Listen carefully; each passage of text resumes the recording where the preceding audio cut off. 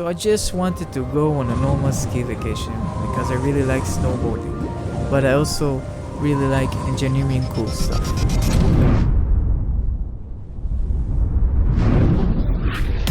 Wait, let me explain. After working with Macro on that crazy stuff, I thought about spinning something else. The only problem was I had only 1 week to make it happen.